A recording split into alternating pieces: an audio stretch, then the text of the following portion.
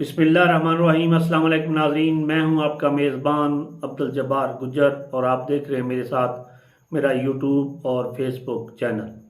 अल्लाह पाक से दुआ है कि अल्लाह ताला आपको सेहत और तंदुरुस्ती वाली ज़िंदगी अता करे। ये दौलतें, ये शोहरतें मेरे अल्लाह की अता हैं। वो जिसे चाहता है उनसे नवाज देता है। आज हम जिस शख्सियत का ज़िक्र करेंगे वो इंतहाई काबिल, पढ़ी लिखी, 9 एमए किए हों, 700 से ज़्यादा कोर्सेज कर रखे हों और एग्जेक्टिव क्लास की ज़िंदगी गुजारी हो, उसके बारे में ज़िक्र करते हैं। लेकिन अक्सर मौलाना तारिक जमील साहब एक शेर पढ़ते हैं, कभी अर्श पर कभी फर्श पर, कभी उनके दर कभी दर बदर, हमें आशिकी तेरा शुक्रिया, मैं कहाँ कहाँ से गुज़र गया, कभी रास्तों में तन्हा, कभी हूँ वरूद सहरा, मैं जनून का हम सफ़र, मेरा कोई घर नहीं। मोहतरम नाजरीन, आज जिस शख्सियत का मैं यहाँ पर ज़िक्र कर रहा हूँ और पूर्णम आँखों से ज़िक्र कर रहा हूँ, ये वो शख्सियत थी कि 1991 में एक बैंक बना लंदन में, BCCI, उसमें ये एग्जेक्टिव थी और उस बैंक के जो मालिक थे वो आगा हसन आबदी थे। ये 78 से ज़ायद ममालिक में इसकी ब्रांचेस थी, कुछ 400 के लगभग इसकी ब्रांचेस थी और ये दुनिया का 7वां बड़ा बैंक था। मगर बदकिस्मती से फिर इसमें कोई खुर्द बुर्द हुआ, बेज़ाब्तगियाँ हुई, जिसकी वजह से ये बैंक बंद हो गया। जिस शख्सियत का मैं ज़िक्र कर रहा हूँ, आपा अज़रा, उन्होंने कोई 9 एमए मुख्तलिफ़ लैंग्वेज में, मुख्तलिफ़ के सब्जेक्ट में किए थे और कोई 700 से ज़्यादा कोर्सेज कर रखे थे। मोहतरम नाज़रीन, 700 से ज़्यादा कोर्सेज करने वाली आपा अज़रा जब 1991 वो बैंक बंद होने के बाद वो बताती हैं कि फिर कराची में आ गई। जब वो लंदन में थी तो 2 फार्म हाउस उनकी मलकियत थे और मैं यहाँ ये बताता चलूँ कि बहुत से टीवी चैनल्स को उन्होंने लाहौर में, जब वो सड़कों पर अपनी आल्टो गाड़ी में ज़िंदगी बसर कर रही थी, तो बहुत से टीवी चैनल्स ने वहाँ उनके इंटरव्यू किए, मगर यासर शामी ने सबसे ज़्यादा उनके इंटरव्यू किए, उनके साथ उनकी अटैचमेंट भी हो गई थी। वो बताते हैं एक प्रोग्राम में कि मेरे घर के रास्ते पे ये आती थी तो फिर अक्सर मैं इनसे सलाम दुआ करते जाता था। कभी वो मुझसे लड़ भी पड़ती थी, झगड़ भी पड़ती थी, मगर वो ज़माने की सताई हुई औरत थी। वो अपनी ज़िंदगी पर बड़ी खुश थी। जब वो पाकिस्तान आई तो उन्होंने अपना कारोबार ये शुरू किया और उसमें उनको धोखा दे दिया गया।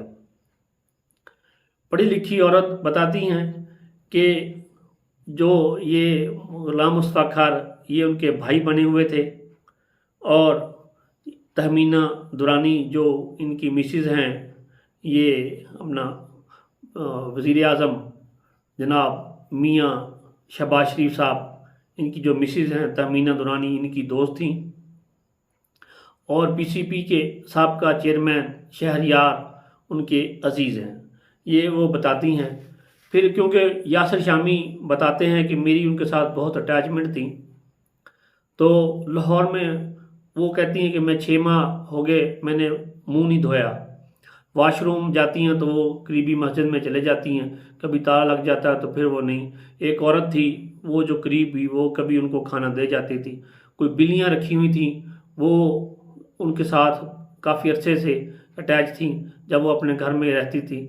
फिर वो उनको हालात ऐसे हुए कि सड़क पर उनको ज़िंदगी बसर करनी पड़ी। सख्त गर्मी और सख्त सर्दी में वो अपनी गाड़ी में ही उन्होंने अपनी ज़िंदगी बसर की। यहाँ तक ये हाल था। इस पे एक शेर याद आता है कि ना अरूज अच्छा ना जवाल अच्छा, जिस हाल में वो रखे वो हाल अच्छा। इन हालात को देखते हुए सारम बरनी साहब जो हैं वो ट्रस्ट चलाते हैं, अल्लाह वाले बंदे हैं, क्योंकि मैं अक्सर इन लोगों का जिक्र करता रहता हूँ कि अब्दुल सत्तार ईदी या उनका बेटा फैसल ईदी, रमज़ान चीपा, सारम बरनी साहब, ये ऐसे लोग हैं, उत्फाओ साहबा, मदर टेरेसा, जो इंसानों की शक्ल में फरिश्ते हैं। तो सारम बरनी साहब ने यासिर शामी को कहा कि आप मुझे इस औरत से मिलवा दें। यासिर शामी कहते हैं कि मैं मिलवा देता हूँ जी, वो आएंगी नहीं। सारम साहब ने कहा कि आप एक बार मुझे मिलवा ज़रूर दें, आगे मैं जानूँ और मेरा काम जाने। यूँ सारम बरनी साहब उनसे मुलाकात हुई इनकी यासिर शामी की वजह से। फिर वो उनको यहाँ से लाहौर से कराची ले गए बाई एयर। वहाँ जाकर उन्होंने अपने ट्रस्ट में रखा और उनको नहलाया धुलवाया। और फिर जो नई उनकी जो पिक्चर्स थी, कहते हैं कि मैं बाहर था और मुझे सेंड की सारम साहब ने। तो कल एक अफसोसनाक खबर आई कि अज़रा आपा इस दुनिया से चली गई। अज़रा आपा रोड पे खड़ी होकर इंटरव्यू देती थी तो इतनी आला और इंग्लिश में बात करती थी कि कोई पढ़ा लिखा लोग भी जो अब मौजूदा या कोई फॉरेन अफेयर के जो लोग हैं वो भी शायद इस अंदाज में वो ना बोल सकते हों। कल एक इंतहाई अफसोसनाक खबर आई कि अज़रा आपा इंतकाल कर गई।